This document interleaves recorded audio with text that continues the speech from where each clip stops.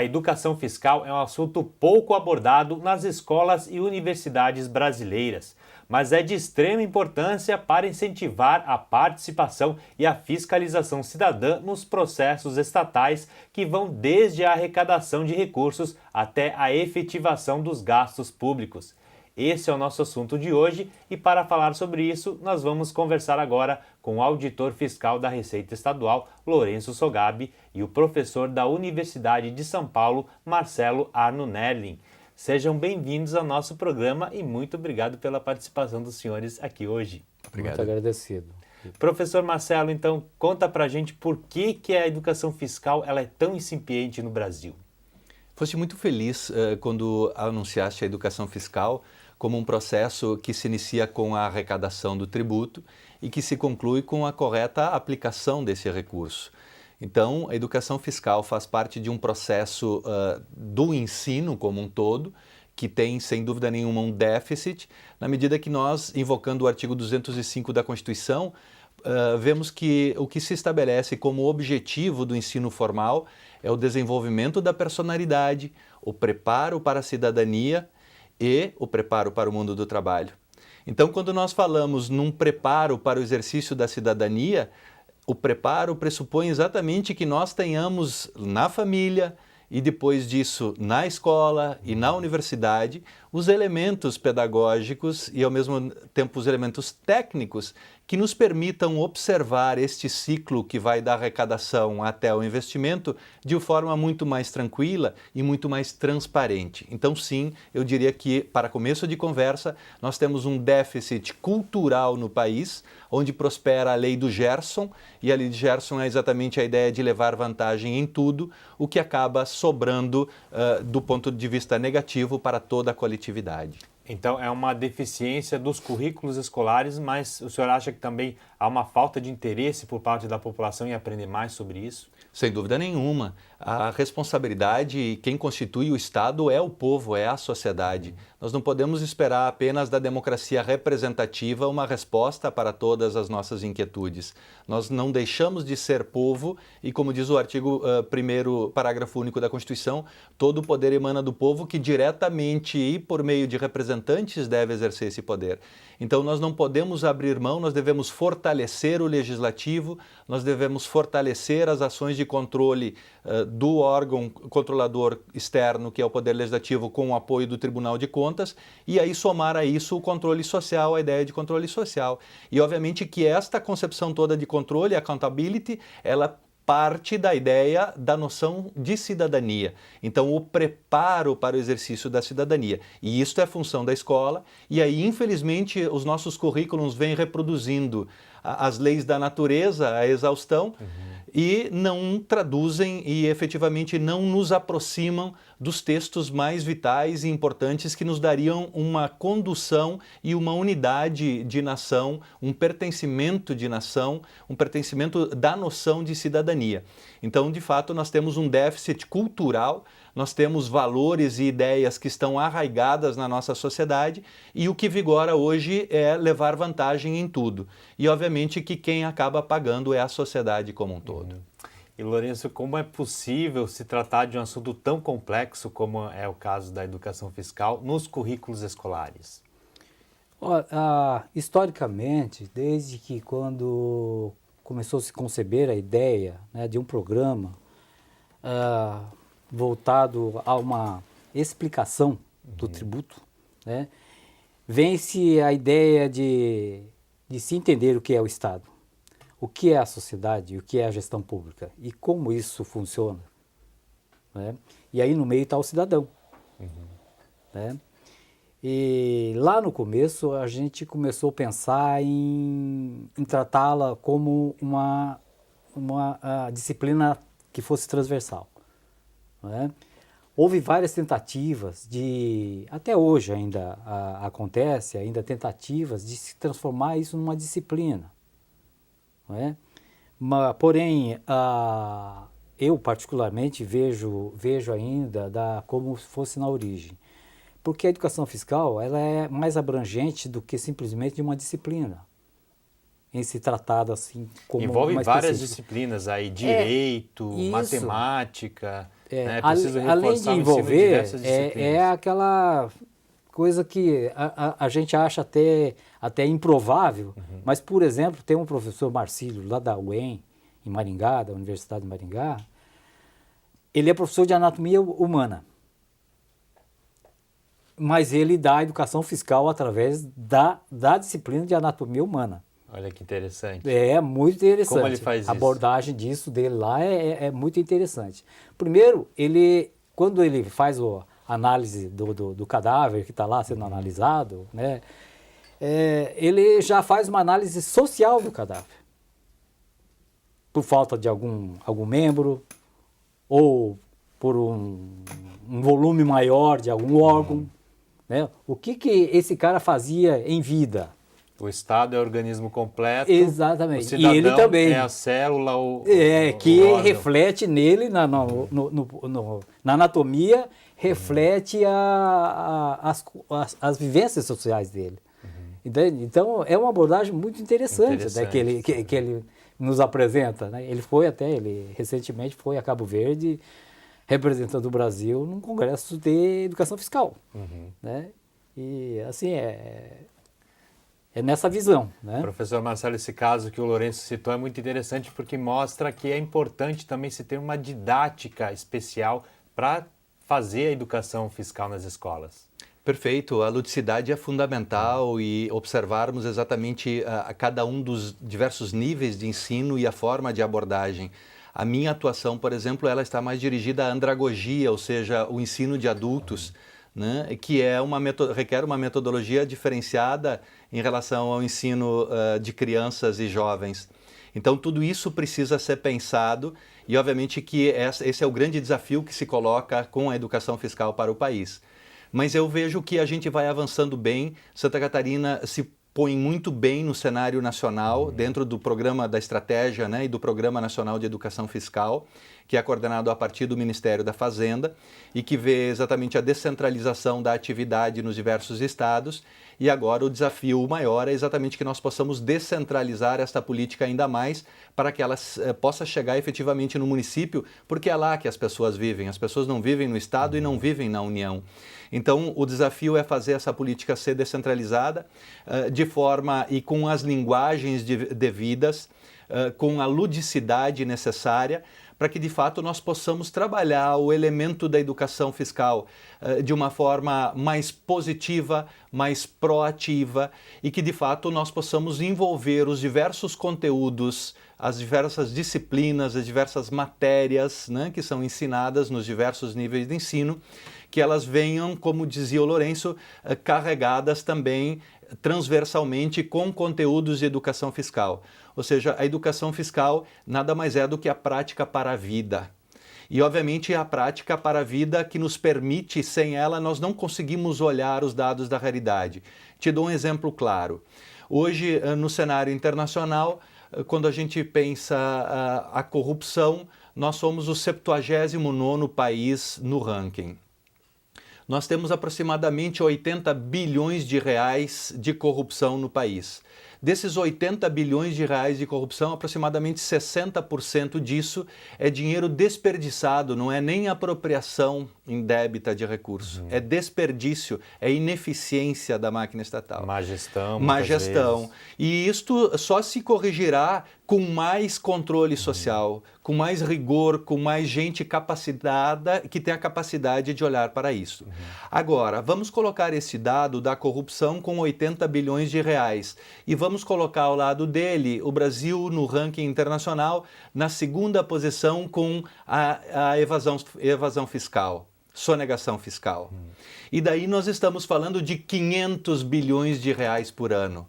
Ora, qual é o problema maior desse país? É a corrupção ou é a evasão fiscal? Nós estamos falando de corrupção 80 bilhões e falamos de evasão fiscal de 500 bilhões. Né?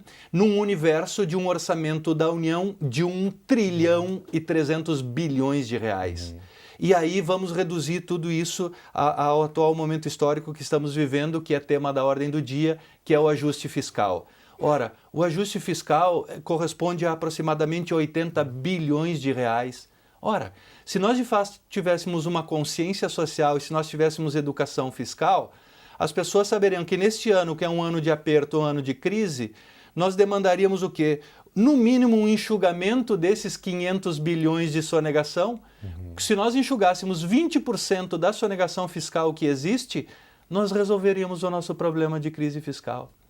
Então, óbvio que isto, para que nós possamos fazer esse tipo de leitura, claro que ela é uma leitura mais técnica, mais apurada, mas que é facilmente entendida por todos, né? Nós vamos nos dar conta que algo anda mal no reino da Dinamarca. Vou pedir um pequeno intervalo e a gente volta em instantes. Até já!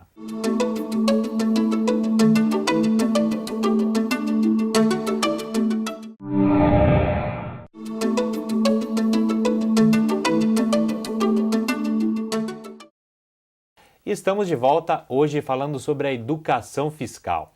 Nossos entrevistados são o auditor fiscal da Receita Estadual, Lourenço Sogabi, e o professor da Universidade de São Paulo, Marcelo Arno Nerlin. Lourenço, então, Santa Catarina, para evitar esse problema, todos esses problemas que a gente falou, sonegação, corrupção, informalidade, Santa Catarina está desenvolvendo já há algum tempo um programa de educação fiscal. Como esse programa funciona? Esse programa começou no estado lá em 1998. E a partir de lá, como a gente já estava dizendo, ele veio com alguns equívocos, porém é aquilo da experienciação do programa novo, né? Pensou-se em esclarecer o que é o Estado, o que é a gestão pública e o que é e como se arrecada com justiça. Ele começou direcionado ao ensino fundamental, é isso? Isso, foi para o ensino fundamental, e aí que eu digo, né, que foi o pequeno equívoco, porque não é só ali. E é um assunto complexo para se tratar com crianças. Então, teria que ser tratado de forma mais... E foi tratado de forma bastante lúdica, com peças de teatro, com cartilinhas e outras coisas mais, das quais a gente utiliza até hoje, né? Porém, aconteceu de forma bastante pontual, né? E isso é um processo de formação, é um programa que tem que ser continuado e tem que ser acoplado à medida, ela tem que ter uma dinamicidade em que requer o desenvolvimento também daqueles que foram educados lá no fundamental, né? E aí meio parou, e agora a gente foi para o ensino médio, e aí agora a gente está tentando universidade, né? E a gente está firmando um convênio com o UDESC, que me parece é um convênio no formato que está, é pioneiro no país, né? E esse convênio, então, vai direcionar a educação fiscal para o ensino superior? Mais ou menos isso aí, através de um trabalho que ou vai dar a continuidade para o ensino superior. Isso, porque lá está o multiplicador, né? Porque o universitário, ele já tem uma consciência social melhor formada, ele tem uma capacidade intelectual já de entendimento dessa complexidade que é o tributário, não é? Do constitucional, não é? E fica mais, acho que lógico, né? Essa forma de abordar. E com certeza nós vamos ter bastante multiplicadores dessa ideia. E acho que todo esse período de dormência, de repente, até da educação fiscal, hoje eu quero acreditar que vai florescer. Quais são os termos desse convênio? Quais são as universidades que devem participar? Olha, por enquanto a gente está começando com a ESAG UDESC. A Universidade Federal também deve participar. Sim. Logicamente, a gente vai partir para as outras universidades e o sonho é que todas as universidades, sejam elas públicas ou privadas, né, estejam dentro desse programa chamado Cidade Constitucional, que é do professor Nerlin, né, que é ele que desenvolveu. O professor poderia falar um pouco desse programa, então? Sim. A Cidade Constitucional é uma estratégia pedagógica dentro de um contexto maior de flexibilização curricular e dessa dinâmica de necessidade de nós revisarmos o paradigma da forma de ensinar e de aprender. Ou seja, o estudante universitário, ele chega carregado de memória e ele tem muita informação. O problema é o excesso de informação. Hoje o grande desafio é como filtrar a informação para que ela de fato possa ser útil para a vida das pessoas e principalmente para a carreira profissional desses atores. O projeto Cidade Constitucional vem sendo desenvolvido na Universidade de São Paulo há 9 anos. Iniciou como um projeto de extensão e desdobrou como uma disciplina de ensino hoje, é uma disciplina de graduação. Ela tem sido, num universo de aproximadamente 2.000 disciplinas no segundo semestre da Universidade da USP que se oferta, ela tem sido pelo 3º ano consecutivo a disciplina mais demandada da universidade. E ela exatamente mexe com conteúdos cognitivos, mas sobremaneira com conteúdos atitudinais, ou seja, ela coloca o estudante dentro das instituições, em contato direto com as autoridades que trabalham os programas estratégicos dentro de um eixo estruturante que nós previamente definimos a partir da ideia de educação fiscal.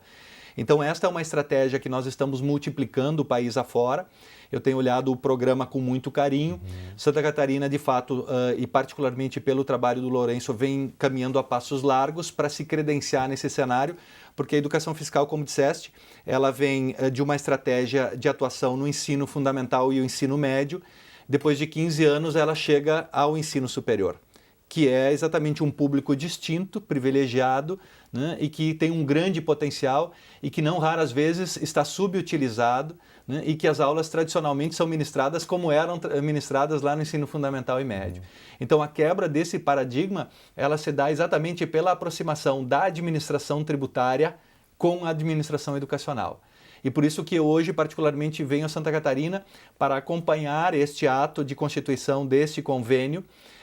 Busco agregar outras instituições de ensino superior também que fortaleçam a ideia do grupo de educação fiscal e do programa de educação fiscal no estado de Santa Catarina, para de fato também ajudar a fortalecer o programa aqui, para que ele se credencie junto ao cenário nacional, que nós temos aí o estado do Ceará como um estado de destaque, temos o estado do Pará como um estado de destaque, o Espírito Santo. Como está funcionando a educação fiscal nesses estados, professor? Isso é interessante, porque eles estão, depois desse período todo, tão avançados. Sobremaneira, porque eles já cumpriram, iniciaram essa etapa do ensino superior há cerca de um ano, 2 anos atrás no máximo, né?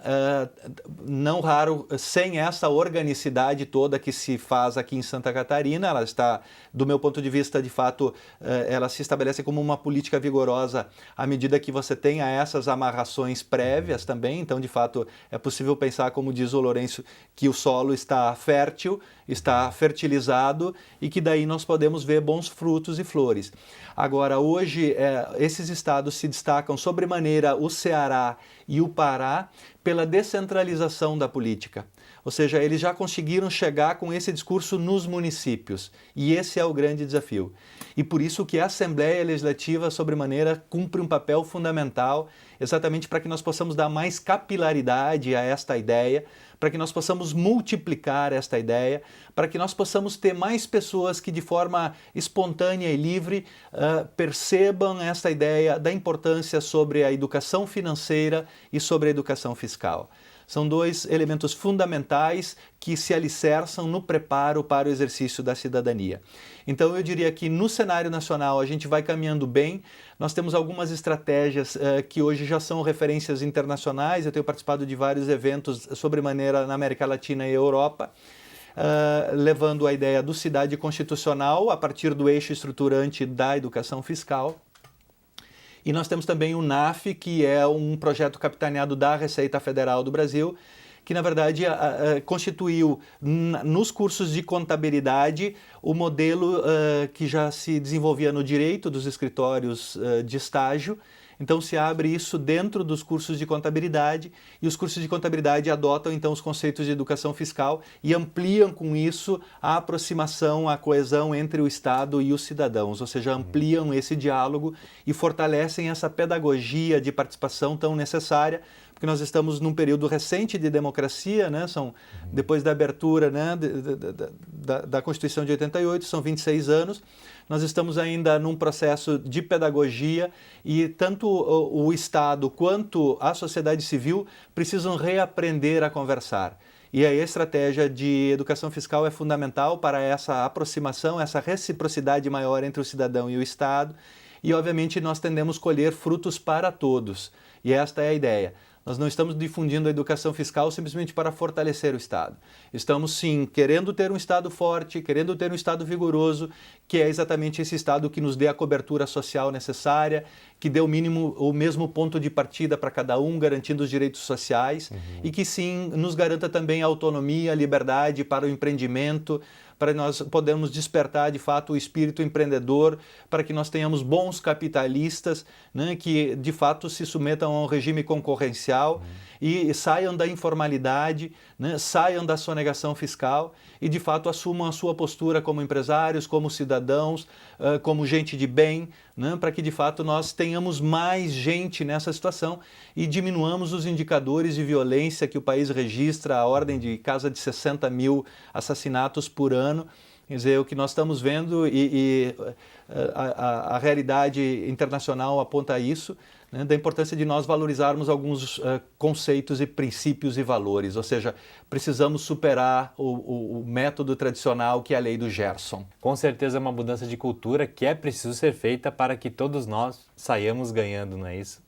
Bom, infelizmente o tempo do programa chegou ao fim, agradeço muito a participação dos senhores aqui hoje e parabenizo pelo projeto. Parabéns ao povo de Santa Catarina que adota essa filosofia e de fato forma a sua cultura. E parabéns à emissora também que dá a conhecer esse conceito.